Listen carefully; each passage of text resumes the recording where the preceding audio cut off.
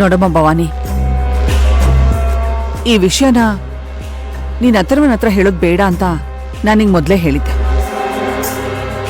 ನನ್ ಮೇಲೆ, ನನ್ ಮಾತಿನ ಮೇಲೆ ನಂಬಿಕೆ ಇಲ್ಲ ಅನ್ನೋ ತರ ನೀನು ಅವನಿಗೆ ವಿಷಯ ಹೇಳಿದ್ಯಾ. ಯಾಕೆ ನನ್ ಮೇಲೆ ನಂಬಿಕೆ ಇಲ್ವಾ ನಿನಗೆ? ಅಯ್ಯೋ ಆಂಟಿ, ಆ ಥರ ಎಲ್ಲ ಏನಿಲ್ಲ. ಸಡನ್ ಆಗಿ ಅಥರ್ವ ಕಾಲ್ ಮಾಡಿದಾಗ ಇಷ್ಟು ದೊಡ್ಡ ವಿಷಯನ ಅವನ ಹತ್ರ ಹೇಳ್ದಲ್ಲೇ ಇದ್ರೆ ತಪ್ಪಾಗತ್ತೆ ಅಂತ ಹೇಳ್ಬಿಟ್ಟೆ ಅಷ್ಟೆ. ನಿಮ್ಮಲ್ಲಿ ನಂಬಿಕೆ ಇಲ್ಲ ಅಂತ ಎಲ್ಲ ಏನೂ ಇಲ್ಲ ಆಂಟಿ. ದಯವಿಟ್ಟು ನೀವು ಬೇಜಾರು ಮಾಡ್ಕೊಂಬಿಡಿ ಪ್ಲೀಸ್. ಸರಿ, ಹೋಗ್ಲಿ ಬಿಡು.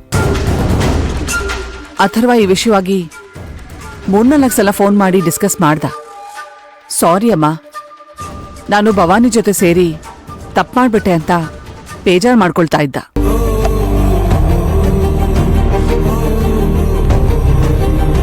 ಈ ವಿಷಯ ಹೊರಗಡೆ ತಿಳಿದ್ರೆ ನಿನಗೆ ನಮ್ ಫ್ಯಾಮಿಲಿ ರೆಪ್ಯುಟೇಷನ್ ಹಾಳಾಗತ್ತೆ ಅಂತ ನೊಂದ್ಕೋತಾ ಇದ್ದ.